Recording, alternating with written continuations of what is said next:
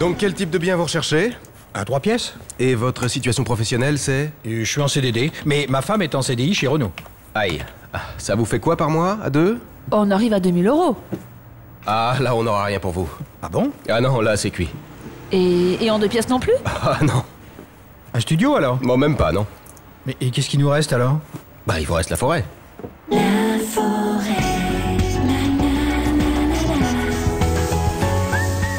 En France, c'est la crise. Et il y a plus de 3,5 millions de mal logés. Mais heureusement, il y a la forêt. 200 000 km². Ouais, alors on a calculé avec maman, ça fait 500 mètres carrés de forêt chacun. Donc vous êtes chez moi, là. La forêt. La vie, la maison, la forêt.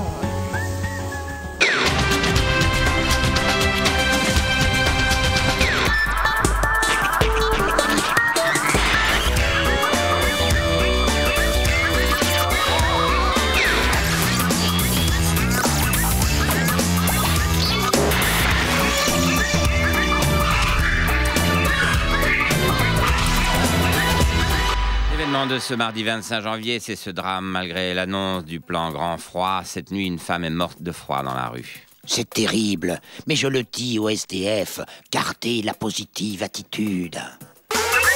Ok, arrêtez tout. Que salut mon PPD. Que salut tout le monde.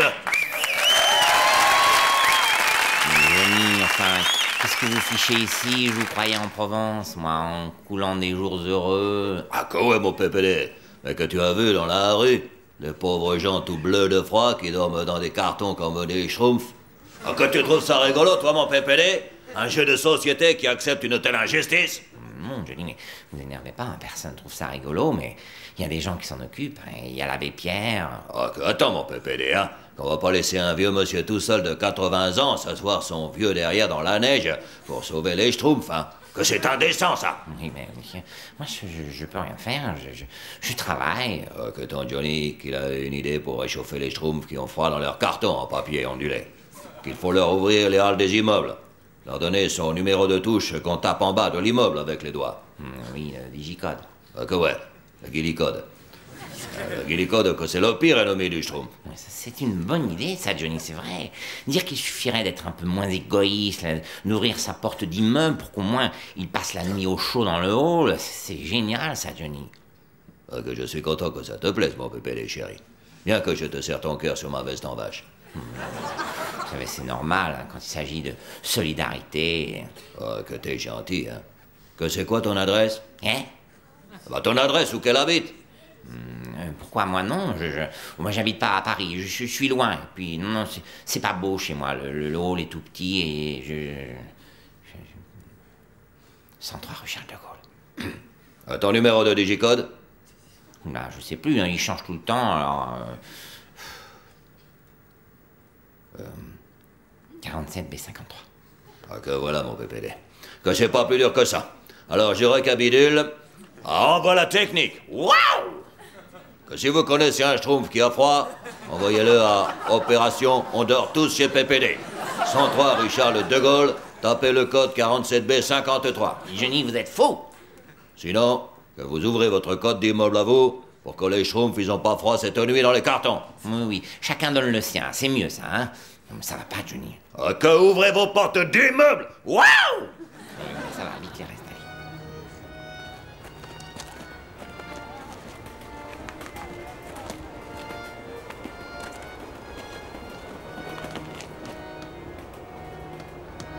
Ding dong.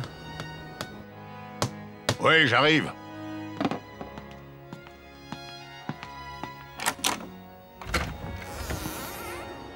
Bonsoir.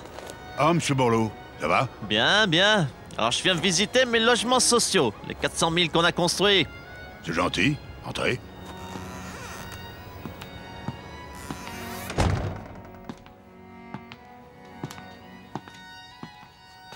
Alors, j'avais pas dit ça, hein? Bonjour madame. Vous êtes bien installée là, non? Hein? Oui. Je vous fais un café? Eh ben écoutez, c'est pas de refus. Vous êtes quand même mieux ici, non? Hein, franchement, les squats là, non, c'était plus possible.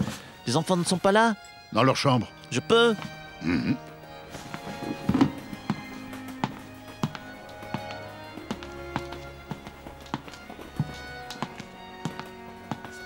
Toc toc toc.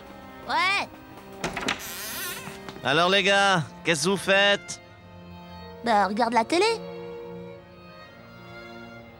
Attention, pas trop la télé, les enfants, hein. Faut faire ses devoirs aussi.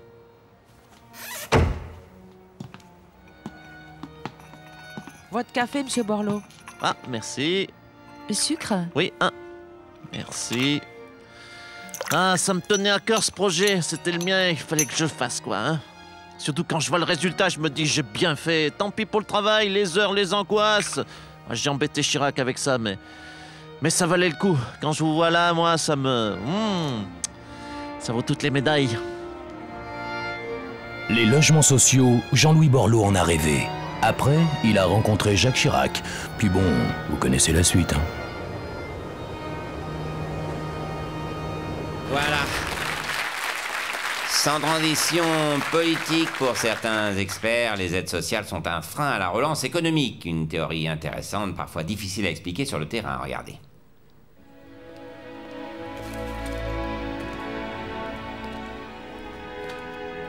Eh monsieur, bonjour monsieur, vous avez pas un franc ou deux pour manger? Bien sûr que je les ai. Ah bah c'est gentil. Mais je ne vais pas vous les donner. Hein? Ah non, non, non, non, non, non, non, ce serait vous assister, ça ne vous rendrait pas service. Bah quoi? C'est par vous-même qu'il faut vous en sortir, pas en comptant sur les autres. D'où il vient cet argent? Bah c'est les gens qui... Allez hop, envolez les aides. Non mais ça va pas dans mon pognon. Ah, vous voyez, vous réagissez, c'est bien, vous retrouvez l'envie de vous battre. Tenez, mon brave. Non, non, non, non, non, arrêtez. Vous l'assistez, bon sang. Donnez-moi ça.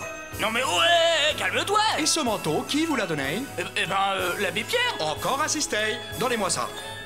Allez, allez, allez, c'est pour votre bien, Ouais, allez. mon manteau. Oh, hop là. Et ces chaussures, d'où elles viennent, ces chaussures, hein? Mes chaussures. Allez, hop là. Assistez, assistez. En plus, c'est pas les mêmes. Ah, Allez, mais hop. complètement con, lui, hein. Mais pompe. C'est bien. Faut retrouver la niaque, l'envie d'aller de l'avant, de vous battre. Vous savez que vous êtes à 2 doigts de monter votre boîte, là. Ah ouais? Eh ben tiens.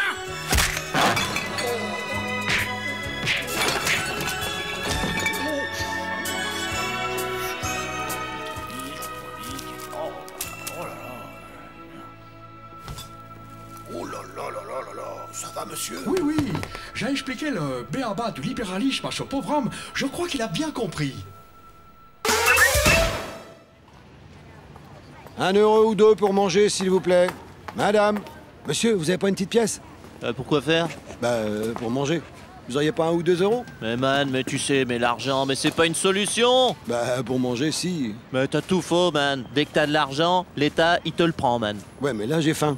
Même pas 50 centimes d'euros? Mais ça change rien, man. 1 euro, 10 euros, 1 million d'euros. L'État, il va tout te prendre, je te dis. L'important, c'est de garder ta liberté de penser. Ça, ils pourront jamais te le prendre, man. Ouais, mais là, j'ai rien. Eh mais tant mieux, man. T'as rien et t'es bien. T'es libre. C'est génial de rien avoir. Ah, rien. Je touche quand même le RMI. Quoi? Tu touches le RMI? Bah ouais. Eh voilà. Eh ben c'est pour des mecs comme toi que je paye des impôts. Et toi, tu m'en redemandes? Mais t'as pas honte, man? Si, j'ai honte. Ouais, ben tu fais bien. Ça glande avec mes impôts et ça essaie de me taxer 1 euro en plus. Et ça, c'est à moi. Ça me remboursera un peu de tout ce que je t'ai déjà donné. Ouais, ma radio, ouais. Oh, Kiki, ne lâche pas, Kiki. Il m'a piqué ma radio. L'événement de ce mercredi 23 novembre, c'est comme chaque année à cette époque, les premiers SDF qui meurent de froid. Mais cette fois, la réaction a été immédiate. Les SDF font partie de la diversité française. Je vais demander au président des chaînes de télévision de recruter des SDF et de les mettre à l'antenne rapidement. Baisse d'impôts, Jacques Chirac avait promis, il va le faire. Ça va donner quoi, monsieur Chirac? Ah ben, j'en sais rien. Tenir mes promesses, je suis comme vous, je découvre. On dit que cette baisse d'impôts profite surtout aux riches. Ah bon? Bah oui, pour quelqu'un qui gagne 10 millions de francs par an, c'est une économie de 250 000 francs, mais pour un smicard, c'est une économie de 60 francs par an. Ça profite aux riches, là, non? Et vous calculez mal. Prenez votre gars qui économise 250 000 francs dans l'année. Avec, il achète une 3e petite voiture à sa femme qui est contente va faire du shopping en ville, et là, comme elle est contente, elle en profite pour filer 1 ou 2 euros à un clochard. La baisse d'impôt profite donc aussi aux plus pauvres. Génial. Voilà, je suis donc avec l'abbé Pierre et Francis Maire. Messieurs, il y a en France aujourd'hui, en 2004, 6 millions de mal logés. Ah ça, il y a une crise de l'immobilier, c'est sûr. Mais t'es pas possible d'entendre des choses pareilles. Ils sont sans le sou, c'est ça qui fait des mal logés. Pensez, on voit des choses à des gens qui travaillent, monsieur, qui travaillent, des honnêtes gens. Eh ben, ils n'ont pas assez de sous pour payer un loyer. Pas un loyer, t'es pas possible, ça. Mais non, mais faut pas louer en ce moment, faut acheter. On a les taux de crédit les plus bas depuis 20 ans, faut acheter. Oui, monsieur le maire, mais ils peuvent pas. Ils n'ont pas assez d'argent, justement, même s'ils travaillent pour certains. Ah bah oui, mais qu'est-ce que je peux faire, moi? Mais non, mais il dit quoi? Mais faire des logements à bas prix, donner des sous aux plus démunis, les aider, que les petits-enfants, ils soient sous un toit au chaud, avec leur papa, leur maman, c'est la solidarité. Oui, que le Père Noël y passe et qu'il donne des cadeaux aussi. Non, mais je comprends qu'avec des idées pareilles, vous en soyez au même point depuis 50 ans. Monsieur le maire, 6 millions de personnes mal logées en France, c'est pas normal, là. T'es pas possible. 10% de la population. Oui, mais moi aussi, je supporte pas cette vision. Je la trouve insupportable, comme vous, l'abbé. Moi aussi, je veux plus les voir, ces pauvres. Ah bah oui, voilà une bonne phrase, c'est un gars bien. Merci. Maintenant, je veux plus voir cette misère, c'est pour ça que j'habite en centre-ville, pour pas les voir. Quand je les ai sous le nez, ça me gâche le plaisir. Mais qu'est-ce qu'il dit? Rien. Il dit qu'il aime beaucoup ce que vous faites. Ah, alors, monsieur, il faut réhabiliter les logements qui existent, en construire des sociaux à bas prix. C'est pas possible, les prix, là. Puis il faut donner l'espoir, les sous, le respect et la dignité des gens. Oh, vous savez, je soutiens les restos du cœur, hein. J'ai donné tous mes tickets restaurants. Ah, vous avez des tickets restaurants, vous? Non, mais c'est ceux de ma secrétaire qui traînait sur le bureau, alors. Qu'est-ce qu'il dit? Bah, en gros, il dit que les pauvres sont pauvres et que c'est comme ça, que les logements, c'est pas à l'ordre du jour et que si on veut vivre dans un pays riche, il faut accepter que certains de ses habitants soient pauvres. C'est pas possible, ça! Qu'est-ce que c'est que cette tête de con? Ah, j'ai rarement vu une tête de con pareille, hein, et pourtant, j'en ai vu des têtes de con depuis vers 54, hein. Mais là, alors là, tête de con, hein? Ah, il est formidable, quelle pêche, l'abbé! Ah, je l'adore, lui, il est exceptionnel, hein. Quel dévouement, quelle énergie, quelle volonté! Quel con! Mais vous avez entendu ce qu'il a dit, là? Hein? Non, on l'écoute pas vraiment, mais il est tellement sympathique. Les Français l'aiment tellement. On l'adore. On a besoin des gens comme lui. Oui, pour faire des photos avec, c'est sûr que c'est ce qu'il y a de mieux. Allez, à la suite. Oui, mais ça devient une urgence. La situation est très difficile. Ah ben si, c'est grave, il faut les crédits maintenant. Ah, tu dramatises tout, Jean-Louis. On n'est pas bien, là? Si, mais je parlais des logements sociaux. Faut les faire, qu'il faut les crédits, les sous. Les gens ont des problèmes de logement. Se fait ça, les crédits, on l'a dit. Bah non, j'ai pas les sous. Oui, mais tu les as promis. Oui. Ah bah c'est bon, c'est fait. Complique pas. Non, mais je vous assure que ça va mal. Mais tu vois que le mauvais côté. Ah, positive attitude, mon Borloo, mon champion. Positive. Je peux vous montrer quelque chose. Un tour de cartes? Ah, super, vas-y. Mais non, faut sortir pour ça. Ah, t'as une nouvelle bagnole?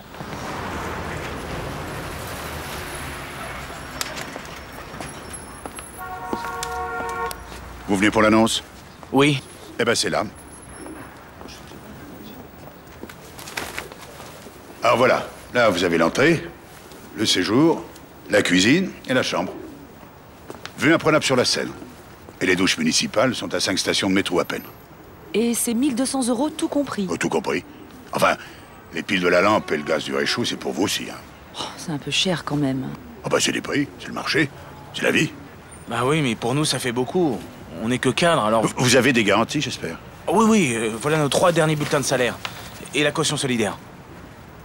Alors vous voyez, vous comprenez maintenant? Ah la vache. Ah ouais, je pensais pas, dis donc. Eh oui. Dingue, ça. Ça a tellement de succès, Paris-Plage, que les gens réservent en février pour juillet. Sinon, tu voulais me montrer quoi? Précarité toujours, entre 2008 et 2012, 440 000 enfants supplémentaires ont basculé dans la pauvreté. Un véritable drame social. Monsieur Sapin, il faut réagir, là. Oh, franchement, non. Pardon? Ah, c'est plutôt une bonne nouvelle. Mais vous êtes dingue. Ah non, lucide. J'ai les chiffres. Ces enfants pauvres vont devenir des adultes pauvres. Donc, autant qu'ils s'habituent dès l'enfance à vivre sans viande.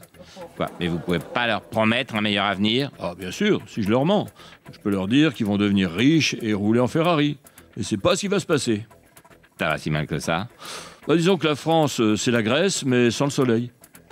Je suis donc avec Philippe Douste-Blazy. Monsieur le ministre à la Santé précaire, vous avez ce matin encore lâché une idée dont vous avez le secret. En effet. Suite à un rapport sur la pauvreté, vous fixez un objectif qui est... je vous laisse le dire, là, j'ai une crédibilité à conserver, moi. il n'y aura plus d'enfants pauvres en France en 2020. Ah oui, quand même. Donc plus un seul enfant pauvre. En effet. Donc plus de pauvres en 2020. Non, plus d'enfants pauvres. Oui, mais un enfant pauvre, ça n'existe pas. Il est pauvre parce que ses parents sont pauvres. Lui, il n'y est pour rien. Ah, en effet.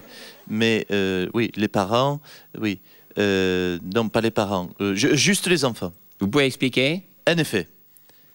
Non, mais je veux dire maintenant. Ah, oula. Alors là, les parents, bon, ça c'est cuit, on l'a bien vu. Hein. Le chômage augmente, la croissance est nulle, plus les délocalisations et la Chine qui arrive sur le marché, sans compter notre politique nullissime, ça c'est cuit foutu. Les parents seront toujours pauvres. Bon diagnostic, docteur. Alors comment faire pour qu'il n'y ait plus d'enfants pauvres en 2020? Eh bien, en effet. C'est-à-dire que nous allons les mettre au travail dès 5 ans. Pardon? En effet. Les enfants seront salariés. Très bas salaire, car ils n'ont pas les mêmes besoins que les adultes. Pas de voiture, pas de crédit, pas de frais. Donc, avec 100 € d'argent de poche par mois, ils seront riches et le tour est joué. Un détail qui peut jouer, peut-être, le travail des enfants est interdit en France. En effet, c'est pourquoi je préconise d'envoyer d'ici 2020 tous les enfants de France en Chine, où le travail des enfants est autorisé. Double avantage, plus de pauvres et plus d'enfants, donc plus d'enfants pauvres, CQFD. C'est vraiment ça que vous avez voulu dire? En effet. Ou alors, j'ai encore voulu faire un effet d'annonce et j'ai dit une énorme connerie sans réfléchir. En effet, oui. La suite? On commence par la 20e journée mondiale du refus de la misère. Avec ce chiffre terrible, il y a en France 7 millions de personnes qui vivent sous le seuil de pauvreté, un chiffre qui augmente tous les jours. 4. Vous êtes viré. Ah. Bon. Au revoir, président. Et sans indemnité. Au revoir, employé. Au revoir. La pauvreté? À qui le tour? Donc la pauvreté ne cesse de progresser en France et aujourd'hui, Nicolas Sarkozy a promis de faire baisser le nombre de pauvres de 2 millions en 5 ans. Monsieur Fillon, c'est possible? Non, la pauvreté en France, c'est que le début, ça va empirer, je l'avais dit, c'est inévitable. Mais non, faut vous battre, on peut pas être résigné, la France est un grand pays. Mais on peut rien faire, on est en faillite, le pays est ruiné, la croissance est morte, on a une dette colossale, on pourra jamais la rembourser, c'est la dégringolade, on va passer de la pauvreté à la misère, de la misère à l'indigence, puis à la mort. Il y a certainement quelque chose à faire. Oui, pour ceux qui peuvent, manger du gras plein, prenez 6-7 kilos et priez pour passer l'hiver. Un hiver très long, très dur, pénible, très froid, horrible, atroce, inhumain. La soupe populaire. Encore? Bah, on y est déjà allé à midi. La pauvreté? À qui le tour? Aujourd'hui, c'est Éric Cantona qui nous accompagnera tout au long de ce journal. Avec lui, nous reviendrons sur son combat pour les sans-abri. Éric, depuis 4 ans, vous soutenez la Fondation Abbé Pierre. Vous avez même sorti un livre au bénéfice de cette fondation. Tu as acheté mon livre? Hein? Oui, j'allais y aller, mais avec la neige, j'ai pas pu. Il faut donner à l'Abbé Pierre. Dehors, il fait froid. Les SDF, ils meurent. Alors, tu donnes. Ah, mais je donne des fois. Donne ta veste. Ma veste? Ouais, tu la donnes pour les SDF. Ici, il fait chaud, t'en as pas besoin. Non mais c'est une Ralph Lauren, et alors, on s'en fout de Ralph Lauren. Ralph Lauren, il dort pas dans la rue, il a pas froid, Ralph Lauren. Je préfère l'Abbé Pierre, moi. Petit bobo que tu es, parisien, tu me dégoûtes. Non mais ça se porte avec des petits mocassins, sinon ça va pas. Eh ben, donne tes godasses aussi, alors. Alors, il m'a fait de me taire. Hein. Bon, on va y revenir. Entrez. Ici, la chambre. Salle de bain. La cuisine. Qui nécessite peut-être encore un petit coup de frais. Le salon, très lumineux. Et les toilettes. Alors, vous le prenez? En France, 3,5 millions de personnes n'ont pas d'autre choix que d'être mal logées. Arrêtez, non, mais attendez, là, non, c'est pas loin ici, c'est chez moi. Hé, tu habites ici? Ah ouais. Tu es fou, tu es malade. Mais non, je suis pas malade, c'est rien, un petit Alka-Seltzer et c'est reparti comme en 14. Tu restes boire un petit apéro, Eric? Pour les autres, c'est un art de vivre.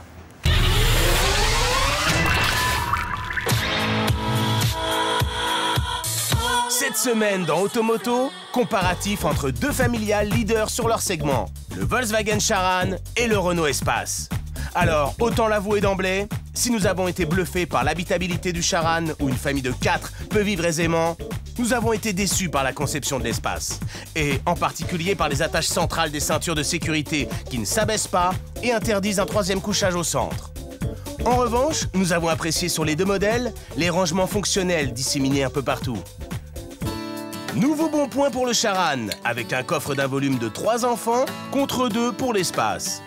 Dans les deux cas, on aurait en revanche aimé un toit ouvrant en série pour l'évacuation des fumées de cuisson. Si vous voulez recevoir des amis le week-end, là encore, avantage au Charan, dont tous les modèles sont équipés dans le coffre de 2 sièges repliables très conviviaux. Et s'il vous reste un peu de votre prime de licenciement pour mettre de l'essence, notons malgré tout la plus grande sobriété du moteur français, ainsi qu'un plus grand miroir dans le pare-soleil qui permettra à madame de se maquiller avant son rendez-vous à Pôle emploi. Voilà! En conclusion, si le Renault a quelques arguments à faire valoir, la qualité allemande est au rendez-vous et correspond plus à ce qu'on attend d'une voiture moderne. Un lieu où il fait bon vivre.